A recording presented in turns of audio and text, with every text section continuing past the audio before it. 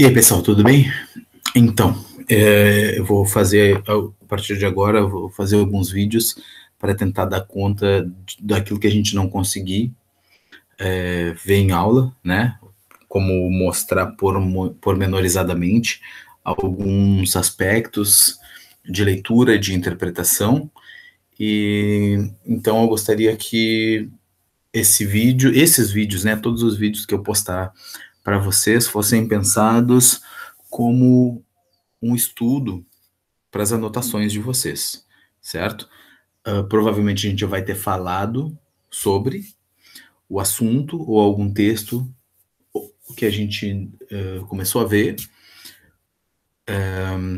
dúvidas que eu senti que apareceram nas coisas que vocês escreveram, ou também, no caso da literatura, apresentação de alguns textos. E para a gente começar, eu acho que uma forma interessante e produtiva é mostrar como como eu espero, né, que vocês tenham visto a comparação e análise dos textos que foram colocados na prova, certo? Deixa eu colocar aqui para compartilhar a tela. Eu não vou fazer edição, tá? Porque é isso, vida real. Temos filhos, temos família, casa para varrer. Então, o que eu vou fazer é tentar ser o mais objetivo possível, mas eu não vou editar não, tá? Então tá, essa aqui era a segunda parte da prova que a gente fez, né? E eu retirei essas perguntas diretamente do guia. Quer dizer, dei uma adaptada, né? Mas diretamente do guia do IB. E essas duas são: quais são os pontos em comum entre os dois textos e de que maneira ambos os textos apresentam perspectivas diferentes sobre o mesmo problema ou tópico, ou sobre a mesma área de assunto. Deixa eu colocar um pouco maior para vocês. Então tá, primeira coisa que eu gostaria de lembrar para vocês, quando vocês estiverem vendo um texto que precisa ser, que faz parte de uma avaliação, ele vai trazer a chave daquilo que ele pede na sua na sua ordem, certo? A ordem do exercício indica o que você precisa fazer. Eu deixei um material aqui, peraí. Eu deixei um material para você sobre isso, mas não vou ver ele agora. Ou não deixei ainda? Acho que ainda não deixei. Mas eu vou colocar e vou... Eu estou separando em partes, né, os materiais conceituais para vocês, e lembrando que todo material conceitual precisa ser anotado e as dúvidas devem surgir. Ok? Aqui, opa.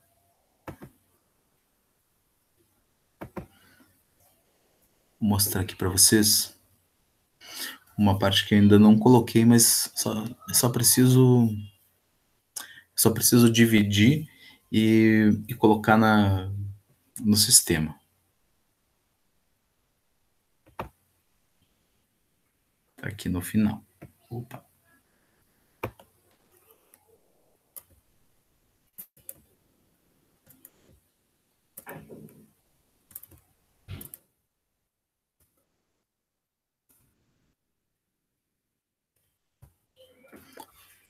Nossa.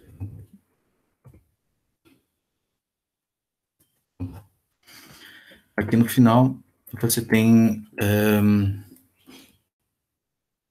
termos de instrução, ou seja, quando eu estou te pedindo alguma coisa, o que eu quero dizer com isso, certo? Então, analisar, separar as partes de um todo até que os elementos essenciais ou estruturas sejam identificados. Apresentar, oferecer para apresentação, observação, exame ou consideração. Comentar, emitir um julgamento.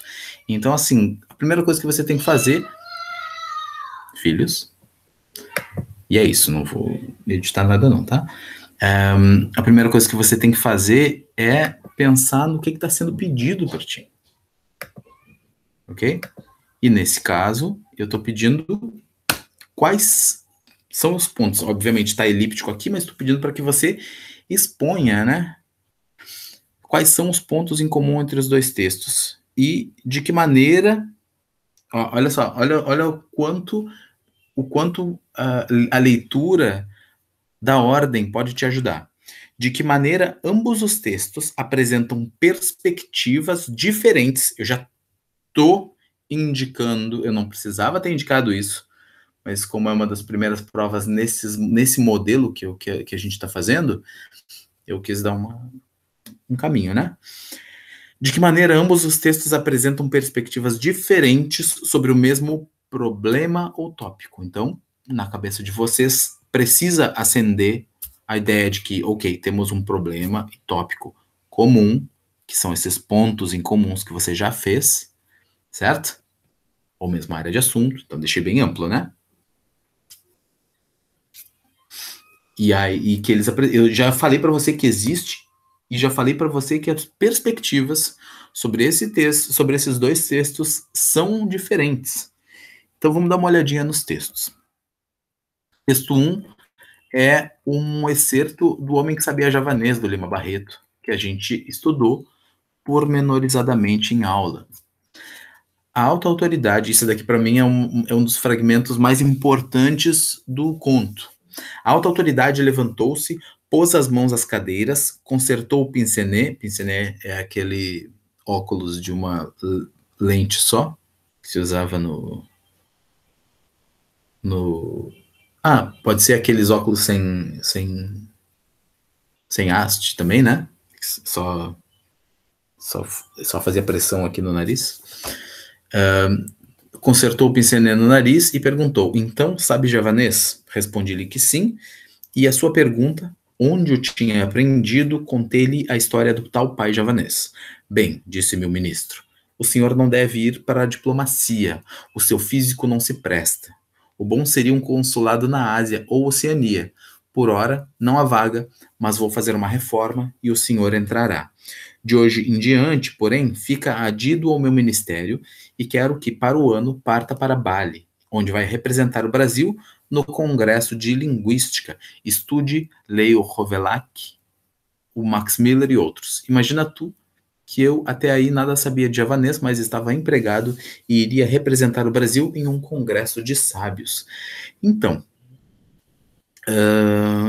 como eu já falei para vocês em aula, esse pedaço do conto meio que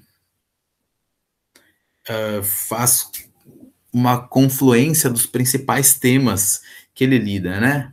Você tem ali toda a hipocrisia em relação à, à, à forma como se comandava o Brasil do início da República, né? Você tem a questão do saber de fachada, que é uma coisa que é muito importante na leitura dos contos do Lima Barreto, né? Uma crítica feroz que ele fazia em todos os seus escritos era sobre como a pessoa subia na vida, ou de nível, ou no emprego, não porque ela era competente, não porque ela era inteligente, mas porque ela era puxa-saco, ou porque ela dava um jeitinho. O jeitinho brasileiro já era criticado severamente pelo Lima Barreto nos seus contos. E também temos aqui uma questão bastante interessante, que é o racismo no Brasil, o racismo enquanto um ponto estrutural na nossa forma de entender o Brasil, certo?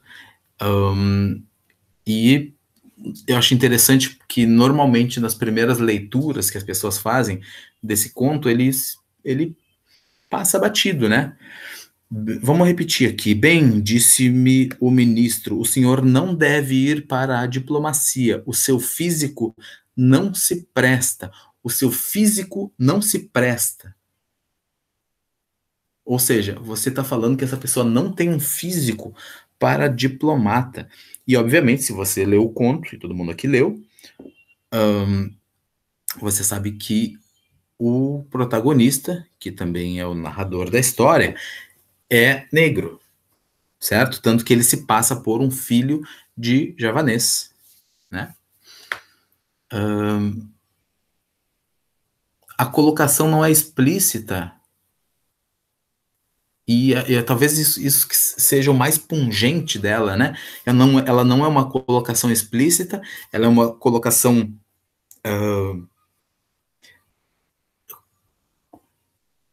en passant, digamos assim, né?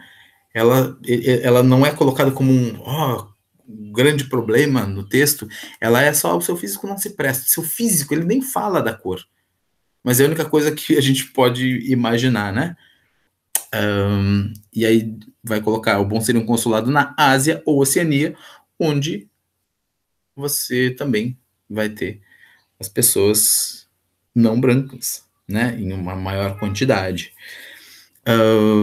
E obviamente isso é logo seguido por uma questão muito forte de corrupção, né, que é por hora não há vaga, mas vou fazer uma reforma e o senhor entrará, ou seja, é um outro ponto bastante forte na questão dos contos do Lima Barreto, que é essa crítica à forma como as pessoas lidam com a máquina pública como a casa dos seus interesses pessoais.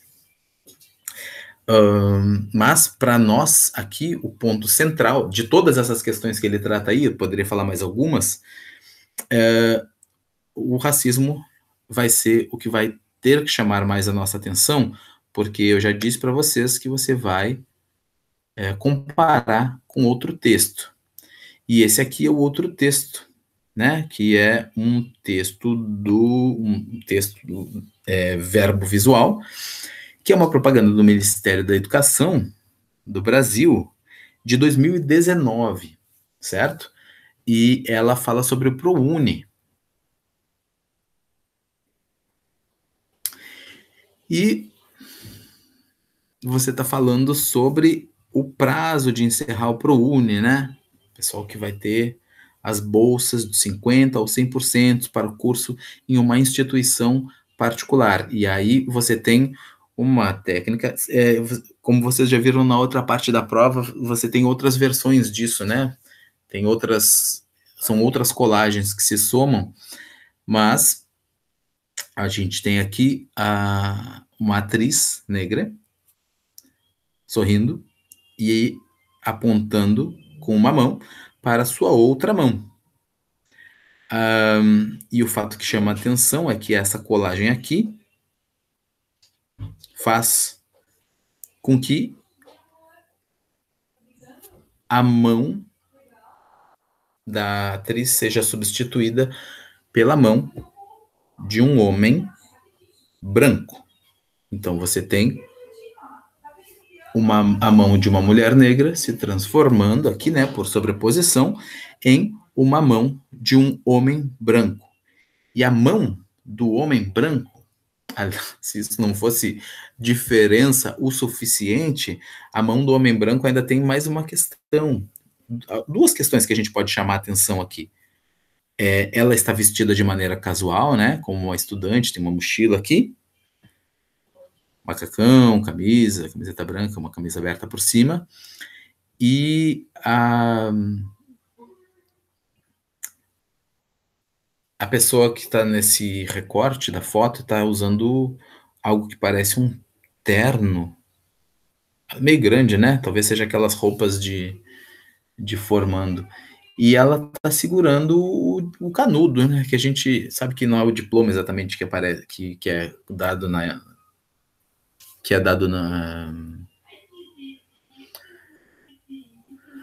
formatura, mas ele é o símbolo da formatura. Então, você cria uma justaposição extremamente problemática mas excessivamente familiar, que é você colocar a pessoa que se forma, a pessoa formada no Brasil, você colocar isso como uma espécie de embranquecimento. Essa é uma forma de encarar, né? A outra que você vai. Outras, na verdade, existem várias formas de você encarar isso, mas nenhuma delas consegue se escapar do espectro racista. Sendo bastante. E já entrando, né, em conexão com aquilo que vocês têm que fazer, nenhuma delas se escapa do espectro racista, machista também, obviamente, né? Extremamente, né? Você já deve, a gente já discutiu sobre isso também, mas o quanto as questões, isso na fala, na língua falada, né? O quanto algumas questões de racismo, de sexismo, de machismo, de homofobia são naturalizadas na nossa fala, no nosso dia a dia, nas nossas colocações mais inocentes, né? Mas socialmente digeridas. E, obviamente, a gente poderia falar outras questões sobre, mas o foco, como vocês já devem ter notado, o foco principal aí é o racismo, certo? É você entender que você tem dois textos falando de uma maneira diferente, de um tom diferente, sobre uma ideia que pode ser identificável nas duas, que é a ideia de segregação étnica, certo? Ou seja, a ideia de que socialmente a gente vai fazer diferença entre pessoas em relação à sua posição social com base na sua cor. Está presente nos dois textos. A forma como eles vão se organizar é extremamente diferente. Então, a primeira coisa que tem que acender na cabeça de vocês aí é racismo, certo? Se você já notou esse problema, ok? Vamos para o próximo. Esse racismo não está solto no mundo, certo? Ele não está solto no mundo. Ele está relacionado a alguma questão social mais abrangente. E aí a ideia é pensar, está relacionada ao quê? Pense, numa delas o cara fala, você não deve ir para a diplomacia porque seu físico não se presta, sua cor, né? Ou seja, ele está criando uma linha de lógica, muitas aspas, tá? Eu vou fazer aspas com o dedo mesmo, não tem problema. Numa lógica distorcida para relacionar certa posição social, o diplomata, que é uma posição social de destaque, economicamente, socialmente, né? Não é só economicamente, o cara é um diplomata, uou, é um papel social que é considerado majoritariamente como importante, né? Porque tem um sentido político, porque tem um sentido da relação entre os países, a relação dos países se estabelece entre ele. Então não é só uma posição econômica, por exemplo, mas é uma posição social e economicamente alta. Pessoalmente, eu acho que a diplomacia só tem assim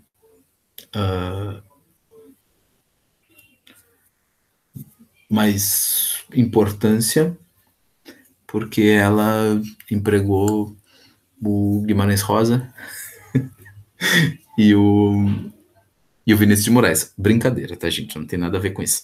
É extremamente importante. Né? É através dela que você vai ter a relação política, a ligação, né? O estabelecimento de ligações entre os países dentro do outro país.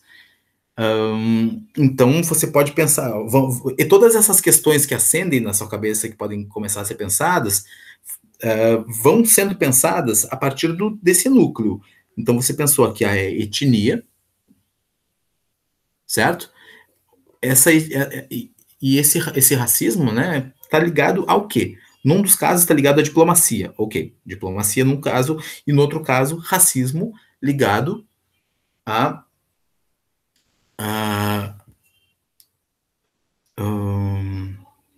formação, né? Graduação. A gente sabe que a parcela de pessoas com graduação no Brasil ainda é muito, muito pequena. Deve ter acendido alguma luz na cabeça de vocês, certo? Então, se você conseguiu estabelecer essa relação, você tem que pensar se elas podem ser imaginadas de certa maneira. O que é a relação entre a etnia e a forma como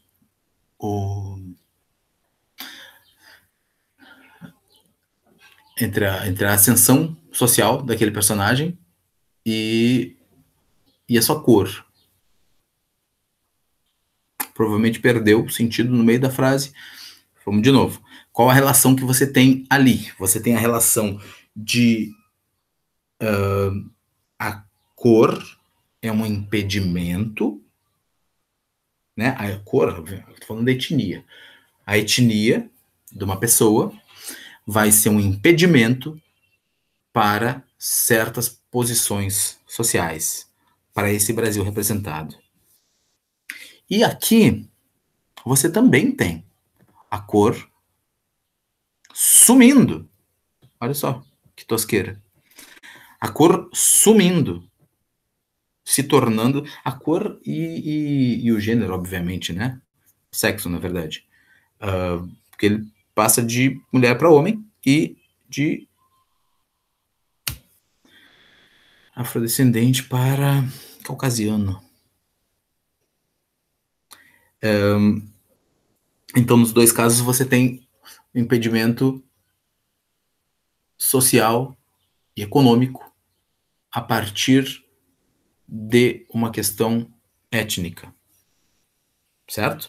Agora, temos que pensar, ok, até aqui parece que eles estão muito juntos, apesar de serem bastante diferentes e apesar de que eu sei que eu não estou dando textos, eu não dei na prova textos em que isso ficasse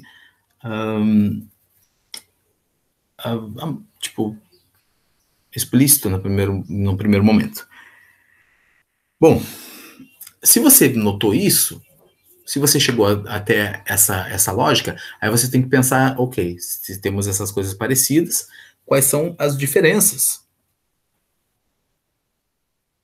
Certo? Porque até aqui você tem a forma de responder a primeira parte. Como eu falei para vocês, pode ser um único texto, mas quais são os pontos em comum entre os dois textos? Os pontos em comum, então, são ligados à ideia, à ideia do racismo, certo? A ideia de que de possibilidade de ascensão social e a ideia de que a possibilidade ou impossibilidade de uma ascensão social está condicionada à cor da pessoa, certo? Aí temos que pensar a segunda parte, de que maneira os textos apresentam perspectivas diferentes sobre o mesmo problema, no tópico ou mesma área de assunto, ou seja, no nosso caso, a ideia do racismo na questão da ascensão social ou das possibilidades ascensão social e econômica, né? Nos dois casos. Bom, aí a gente tem que entender, obviamente, que a gente está falando de um texto literário e uma propaganda, certo? Que é um texto que não é literário, que é um texto que é verbo visual, então uma parte dele vai ser de leitura, principalmente a parte mais racista aqui, vai ser de uma leitura visual, certo?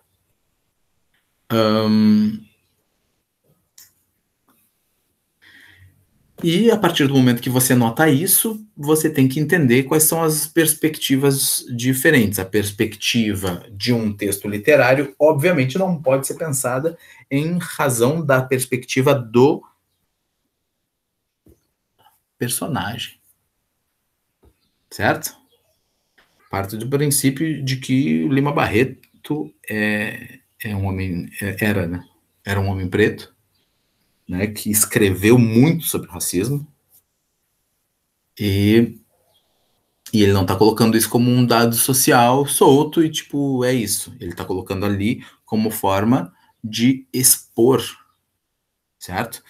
Então, você tem que pensar sobre. Bom, você fazendo a diferença entre esses tipos de texto, você pode pensar: esse texto aqui, literário, qual é o tom que ele assume? O tom que ele assume em relação ao ponto que a gente está tratando. O ponto que ele assume em relação ao racismo e o impedimento de desenvolvimento social e econômico em relação à etnia é um tom irônico, sarcástico. Não é sarcástico, né? Vamos lá. O Lima Barreto é bastante sarcástico em alguns momentos, mas nesse caso aqui é um tom irônico. Ele passa, eu falo sobre esse conto há muito tempo e eu sempre noto que a primeira vez que as pessoas leem, passa por cima. Às vezes a pessoa nem se toca. Talvez isso que torne ele um conto tão bom, né? Ela tá ali e esse trecho para mim condensa as grandes questões sociais e políticas que ele expressa no conto como um todo. Mas esse trecho faz isso de uma maneira magistral. Então você poderia dizer que você tem um tom irônico, porque é óbvio que o posicionamento do Lima Barreto é um posicionamento antirracista. Ele mostra essas figuras racistas como ridículas, como corruptas, certo? E já no caso da propaganda, a gente tem uma outra questão, né? Porque você tem uma propaganda. A propaganda tem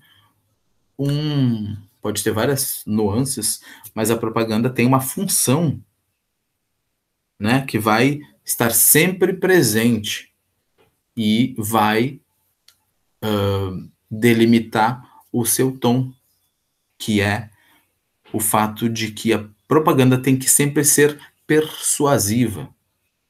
Então, mesmo quando ela é irônica, né, você pode ter uma propaganda irônica, a ideia é que é vista como a ideia que é vista como principal, ela não vai ser dada como ironia, não. Ela vai ser dada como uma ideia correta para a qual você faz o esforço de persuasão, certo? Que pode ser, faça isso, faça aquilo, né? Compre isso, compre batom, compre aquilo. E nesse caso, o tom dela está indicando essa ideia. Ah, mas se foi um erro, se foi não sei o quê. Bom, de novo, esse é um papo que a gente já teve, a gente pode, né, sempre retomar, mas o fato bastante interessante é que não se pega uma pessoa que não sabe do que está fazendo para fazer propaganda assim, e o fato também de que propagandas não são feitas por uma pessoa, né? Elas passam por uma grande quantidade de pessoas, nem sempre isso indica o posicionamento de cada uma delas, mas é interessante porque normalmente o que escapa, né? A quantidade de machismo em propaganda que você vê, a quantidade de homofobia que você vê em propaganda, a quantidade de racismo que você vê em propaganda, normalmente atravessa as diversas etapas que são feitas para que uma propaganda seja veiculada e, e transforma, e tipo, se ela passou por tudo isso, essa foi uma questão que não foi levantada ou não foi levantada enquanto dado importante. E o que, que isso quer dizer? Quer dizer que normalmente você tem uma questão social que está tão amplamente aceita ainda enquanto natural que que passa despercebida, despercebida.